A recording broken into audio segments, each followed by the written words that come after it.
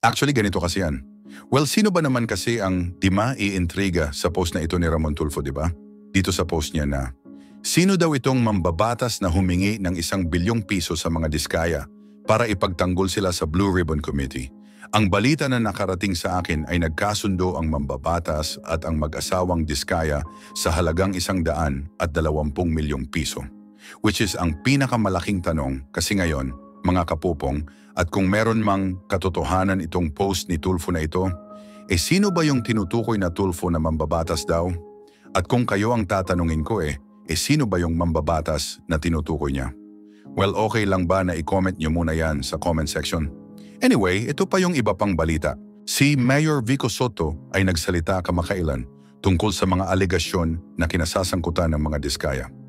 Sa mga pagdinig at ilang panayam, sinabi ni Soto na may mga hindi pagkakatugma sa mga pahayag ng pamilya Diskaya kaugnay ng mga flood control projects na nasa ilalim ng Department of Public Works and Highways o DPWH.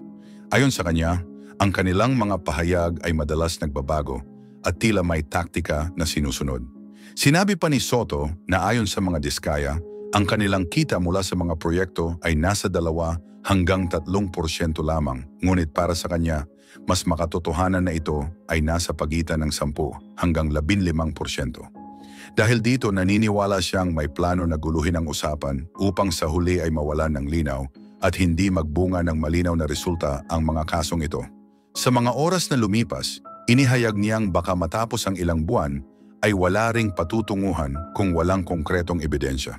Dagdag pa niya, may mga senador, kongresista, ilang opisyal ng DPWH at mga kontraktor na isinama sa testimonya ng mga diskaya. Ayon kay Soto, mahalagang maglabas ng malinaw at konkretong ebidensya ang sinumang inaakusahan dahil hindi sapat ang mga pahayag lamang na walang dokumento. Sa isang pagdinig, binanggit niya na bagamat sinasabi ng mga diskaya na napakaraming proyekto sa iba't ibang LGUs at ahensya ang kasama, 26 lamang na tao ang kanilang pinangalanan. Para kay Soto nakapagtataka ang ganitong agwat sa bilang. Inamin ng alkalde na may mga pagkakataong nadidismaya siya dahil tila mabagal ang progreso, subalit nananatili siyang nakatuon sa kanyang tungkulin. Sinabi niya na bilang alkalde, limitado man ang kanyang saklaw, gagamitin niya ang anumang kapangyarihan upang itaguyod ang pananagutan at tamang asal sa pamahalaan. Naniniwala siya na kahit maliliit na pagbabago ay mahalaga. Nagpasalamat din siya na maraming mamamayan ang mulat at nakikilahok sa mga usapin. Ipinunto niya na ang pamunuan ng DPWH at iba pang ahensya ay gumagawa rin ng aksyon upang siguraduhin na ang mga may pananagutan ay haharapin ang proseso. Ngunit nagbabala rin si Soto na may mga grupo ang sinusubukang maghasik ng kalituhan sa pamamagitan ng maling impormasyon na ipinakakalat. Mas malawak na tiningnan ni Soto ang sitwasyon at sinabi na ang paraan ng mga kontraktor tulad ng Diskayas, maraming kontrata, maraming kwento, ngunit kakaunti lamang ang tinutukoy na individual at walang sapat na patunay, ay hindi lamang sa Pasig o DPWH nakikita kundi isang mas malawak na suliranin sa mga proyekto ng gobyerno. Gayunpaman, ipinagmamalaki niyang sa Pasig, halos lahat ng maling gawain ay natigil na. Sa kabila ng mga hamon, nananatiling umaasa si Soto. Naniniwala siya na posible ang mas malinaw at tapat na sistema kung magpapatuloy ang pagkilos ng mga mamamayan. Hinikayat niya ang lahat na huwag baliwalain ang maliliit na maling gawi tulad ng pagbibigay ng suhol para sa simpleng pabor. Para kay Soto, ang normalisasyon ng katapatan, pananagutan at tamang asal ang tunay na paraan para umunlad ang ating bansang Pilipinas. Actually, ganito kasi yan, mga kapupong. At please makinig kayo mabuti ha.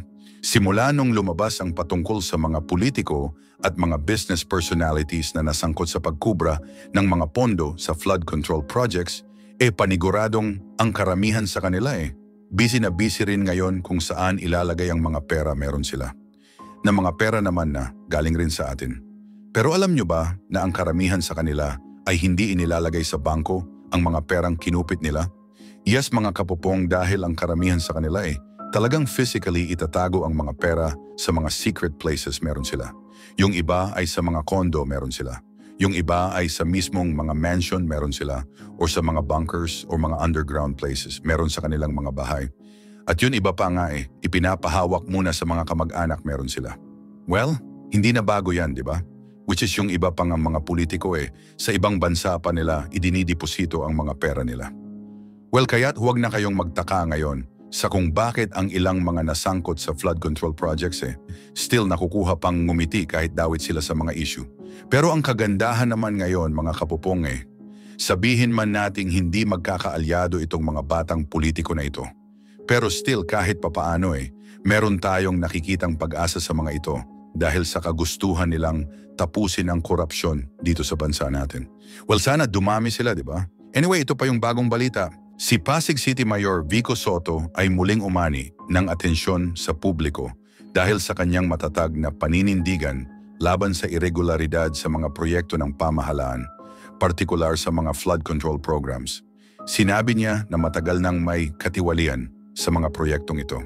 Dahilan upang mawalan ng proteksyon ang mga komunidad kahit malaking halaga na ang inilaan.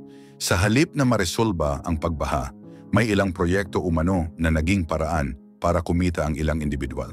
Ipinaliwanag ni Soto na hindi lamang maliliit na kontratista ang dapat sisihin. Binigyang diin niya na maging ang mga matataas na opisyal ay dapat ding suriin.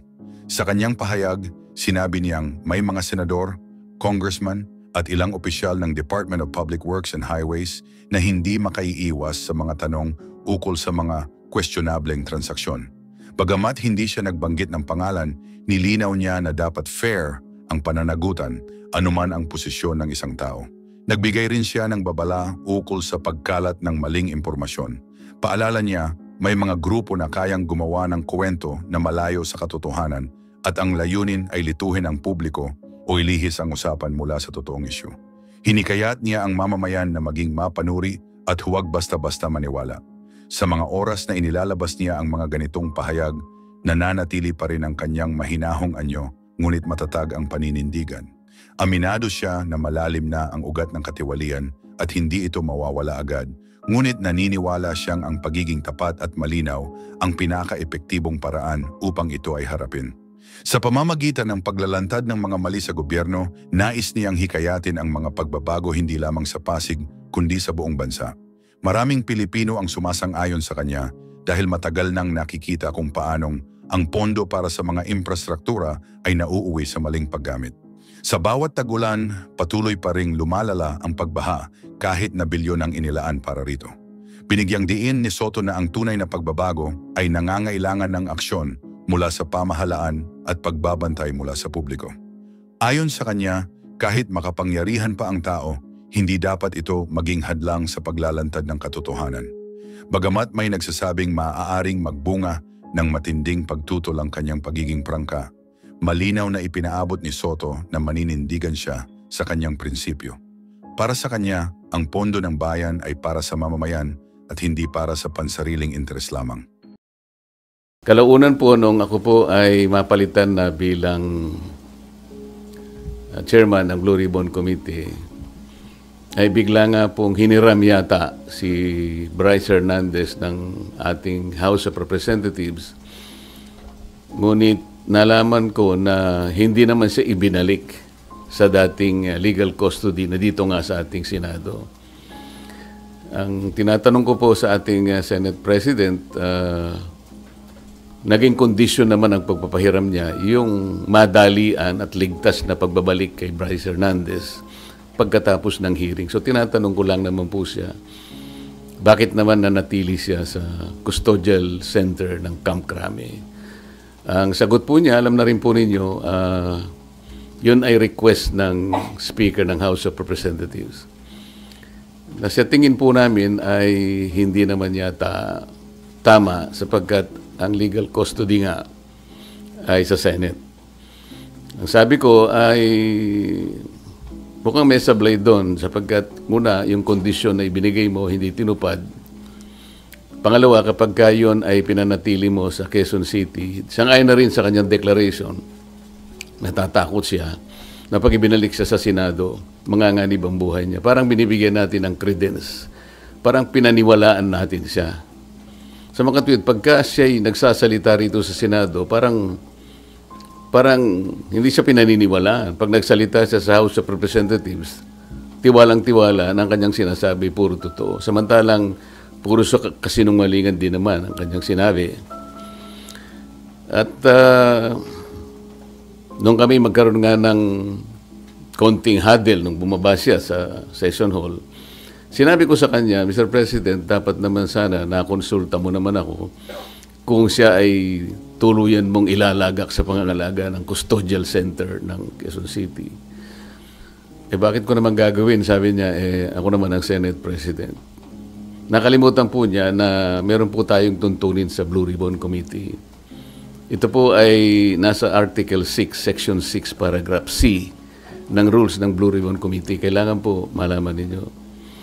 Ang sinasabi po ron, yung witness na cited in contempt may be ordered to be detained in such a place as may be designated by the committee alone.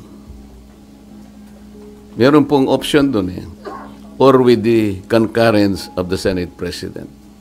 Sa mga tweed, yun lamang designated place by the committee alone, sapat na yun Kaya ko sinabi, dapat kinonsulta mo ko. Kaya lang, sabi niya, napalitan ka na Bakit pa kita kukonsultahin? Hindi po Nung kinumit niya sa Quezon City Custodial Center, na-monitor ko sa bilyonaryo at sa ibang mga pahayagan, Inquirer, mga 2:15, 1:30 to 2:15 p.m. ang nakalagay sa mga dyaryo. For the record, nung ako po ay napalitan is about 5:24 in the afternoon. So ako pa rin ang chairman. So gusto ko lang linawin yun. Ang pangalawa po rito ay yung aking sulat sa DOJ na bilang nananatiling chairman noon ng ating Blue Ribbon Committee, nirekomenda ko po na siya ay makapag-apply sa Witness Protection Program. Sang-ayon po sa Republic Act 6981. Kasi po sinasabi rin po sa Section 4 na sinasabi na sa kaso ng legislative investigation in aid of legislation, yung witness po, upon his express consent, ay pwede siyang ma-admit into the program upon the recommendation of the Legislative Committee where his testimony is needed. So yun po yung aking ginawa. Ibig sabihin, lahat po ng aking ginawa na aksyon ay naaayon naman sa batas na umiiral. Provided that the recommendation is approved by the Senate President. Hindi nga po niya inapprove, kaya po yun ang tinanong ko sa kanya noong September 9 na po yata yun na nagkaroon kami ng session. September 10 na po yata yun. Ang sabi niya, kaya hindi niya inapprove, nabasa niya yung sinabi ng SOJ na kinakailangan ng mga diskaya. Ibalik nila yung kanilang nakuhang hindi kanila. Yun ang magiging policy ng DOJ para sa ganon ay ma-approve yung kanyang aplikasyon under the WPP. Nagtaka nga po ako kung bakit ganon ang sinabi ng ating SOJ sapagkat linggo, isang araw bago pasimulan natin yung pangatlong investigation, nagkausap po kami. Pati yung kanyang deputy undersecretary, ang pangalan ay Jojo Cadiz. Nakausap ko yun ng mga ilang araw, siguro Biyernes hanggang Sabado. Sinasabi ko sa kanya yung maaaring merong lumabas sa mga contractors na kasangkot dito sa aming pag-iimbestiga sapagkat nagpapadala sila ng feelers na maaaring may magsabi and they will come into the open. So I was looking at the possibility of granting them provisional immunity.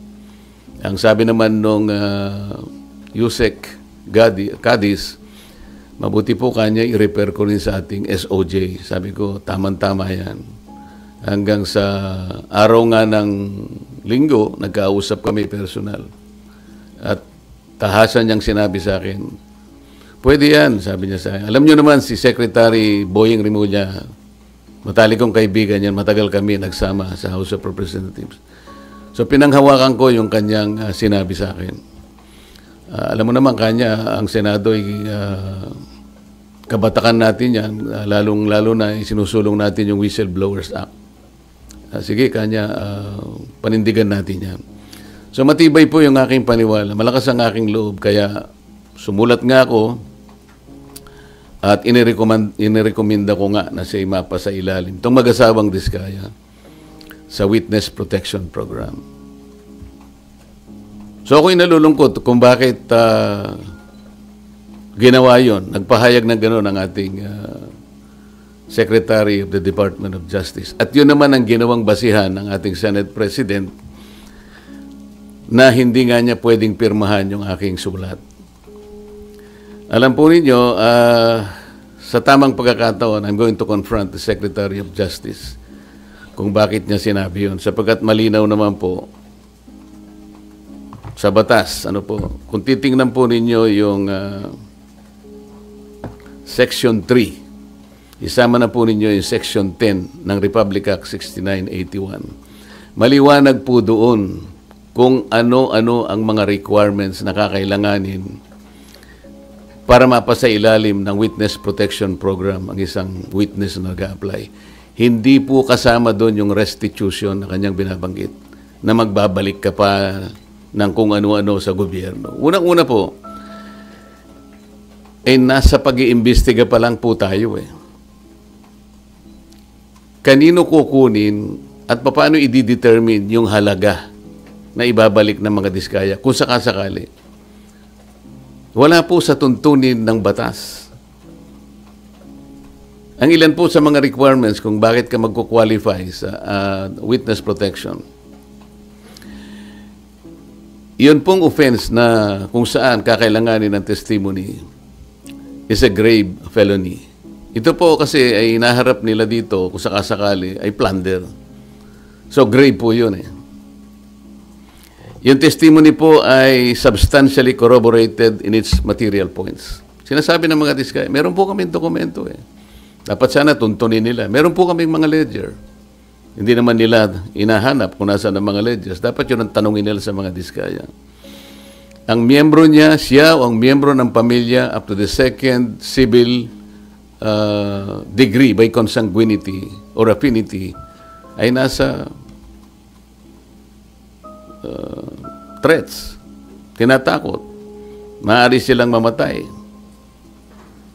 Maaari silang puwersahin, takutin. Ito po yung mga requirements lang At hindi siya law enforcement. Sa Section 10 sinasabi rin ang walang ibang direct evidence na maglilink sa mga iba. Kung kakailanganin mo ang kanyang testimony, isa sa requirement yun na sila they are not the most guilty. At hindi pa sila na-convict ng krimen involving moral turpitude. So makikita po ninyo rito, yung restitution na sinasabi ng Secretary of Justice, na yun naman ang pinagbasihan ng Senate President, hindi po kasama sa requirements para lang ikaw ay makapag-apply under the Witness Protection Program. Bakit po bumaligtad ang Secretary of Justice? Ngayon po, sinasabi ni Senate President, nagmamadali daw po ako na mabigyan sila ng Witness Protection Program. Yun po yung sinasabi ng batas Pag hiningi nila with their consent, sapagkat nanganganib ang buhay niya, hindi ka magmamadali. Ilalagay ko po ba sa kamay ko ang kaligtasan ng mag-asawa na yun? Sila po ay nagkusa, gumawa ng salaysay. At kung malalagay ang kanilang buhay sa alanganin, sa peligro, sa kamatayan, hindi ko hihintayin na dumating yun. Gagawin ko yung katungkulan ko sa ilalim ng batas. Kung sinasabi nila nagmamadali ako, maaaring nagmamadali ako sapagkat yun ang kailangan.